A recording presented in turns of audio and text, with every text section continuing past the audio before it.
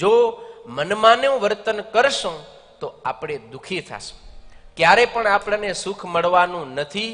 સદગુરુ નિષ્કુળાનંદ સ્વામી બહુ અદ્ભુત મને અને તમને ટકોર કરી છે. જો સુખી થવું હોય તો ભગવાનના વચનમાં રહેવું પડશે. ભગવાનના વચનથી વિમુખ થયા તો કોઈ રીતે આપણે સુખી થવાના નથી. અને સ્વામી ના પાડે છે, નહીં પામે પામર નર સુખ રે. નહીં પામે પામર નર સુખ રે. નહીં પામે પામર નર સુખ રે. નહીં પામે પામર નર સુખ રે. નહીં પામે પામર નર સુખ રે. રહી હરિ વચનથી વિમુખ રે.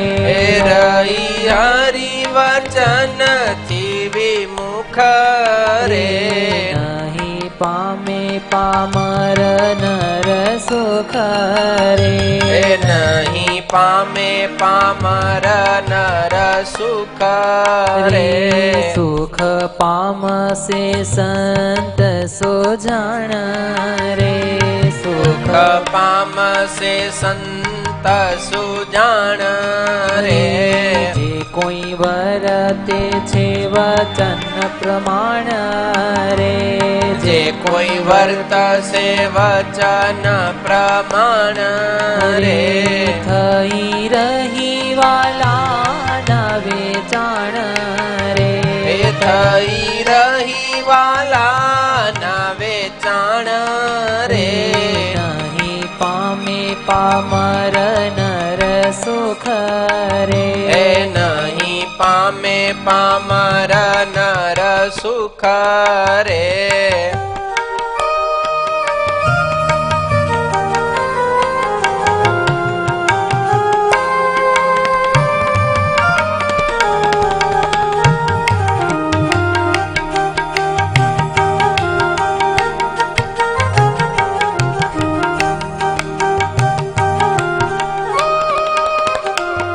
નિષ્કુળાનંદ સ્વામી કહે, નહીં પામે પામર નર સુખ રે.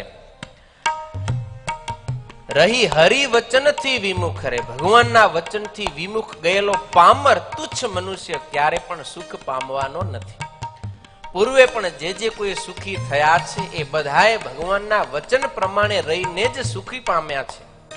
મનુષ્ય હોય, સંત હોય, દેવ હોય, કોઈ પણ હોય, ભગવાનના વચનમાં રહીને જ એ સુખી થયા છે.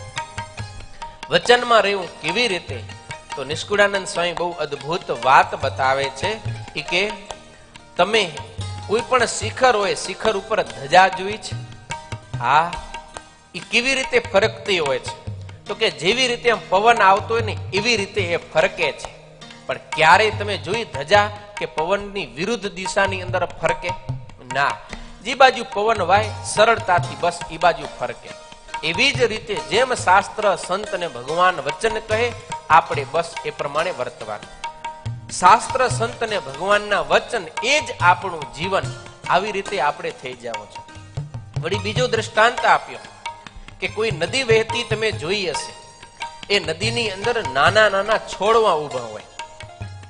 તો એ નદીનો પ્રવાહ આવે ને એટલે ઝાડવા છે ને પ્રવાહની ભેગે ભેગા આમ ઢળી જાય છે, એની સામે નમી જાય છે. પણ કોઈ અક્કડ થઈને ઊભા નથી રહેતા, અથવા તો પ્રવાહની સામે નથી નમતા.